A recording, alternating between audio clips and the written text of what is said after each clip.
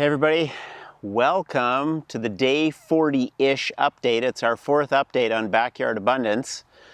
It's crazy to see what's happened in the last 10 days. In our area it's hit 30 degrees or so most of the days over the past week, which in Fahrenheit is coming into around 90 degrees Fahrenheit. So 30 degrees gets hot, which means you got to make sure you got water and everything, and if you do, things get crazy quickly, and that's exactly what's been happening. I'm just going to show you around a little bit, give you a sense of what's going on.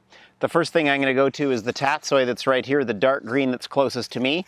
It's going to start doing what greens do when they're put to a lot of heat, which is go to seed. So I'll show you what that looks like and how to respond, and we'll go through this bed first and just go around the garden and take a few notes as we go. So stay tuned, here we roll. So usually leafy greens don't like a lot of heat. And when they start to get heat, they think about reproducing quickly. So you can see exactly what this tatsoi has been doing. It's getting ready to flower and produce some seed pods. It's not a bad thing if you want to save seeds for next season. All of this tatsoi is grown from seeds from last season. But if you start picking off the seed pods, here's another one that's starting to grow. It's not quite as far along, but you can see the seeds are in there getting to go. And you pluck that off, you're going to delay the going to seed part. You're going to be able to keep on harvesting. This is nice and dense. Pull off your brown stuff that's falling apart. Pull off any stuff that's succumbed to the heat. You can feed that to chickens if you have them. Put them in your compost, or just put it back under the soil and it'll compost in. So that's one thing to do, to just lengthen out the greens. The chard, on the other hand, is doing amazing. I knew it would grow taller than the tatsoi, so it's purposely planted more on the sunny side and shading the tatsoi, and the chard can tolerate the heat a lot better. These leaves will keep getting bigger and bigger. Take a look now at how big the chard leaves are getting. So that's my palm, and the chard's as big as my palm. So that's going to keep growing, and that's just amazing. Every day I'm using that, usually with my eggs in the morning.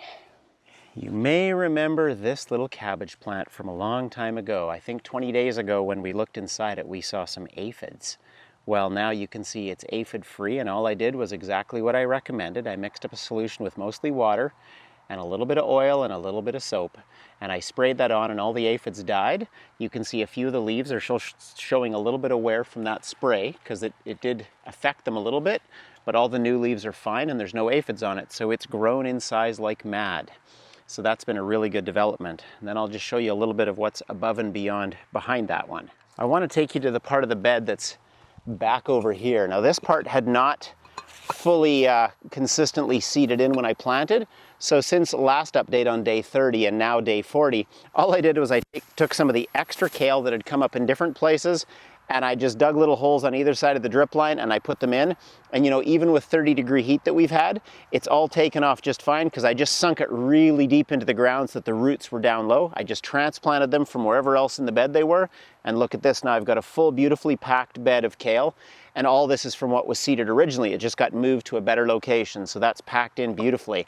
Now we're gonna go a little further beyond and look at this crazy zucchini plant at the back. Okay, so check out the zucchini plant and what's been happening here.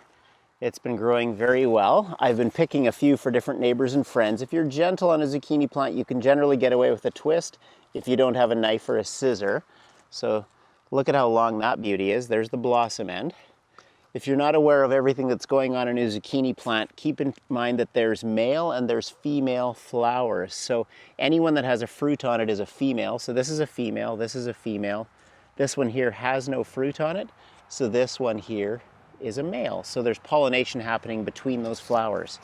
If you look down below here, I'm just gonna turn this a little bit more if you're able, and you zoom in a little bit to see the darker orange one. This one's a little hidden away, but it didn't set right. So I know that that one's not gonna develop well, and I'm gonna take it off because it's preventative. Now, if you look a little more closely at this one, you can see this end.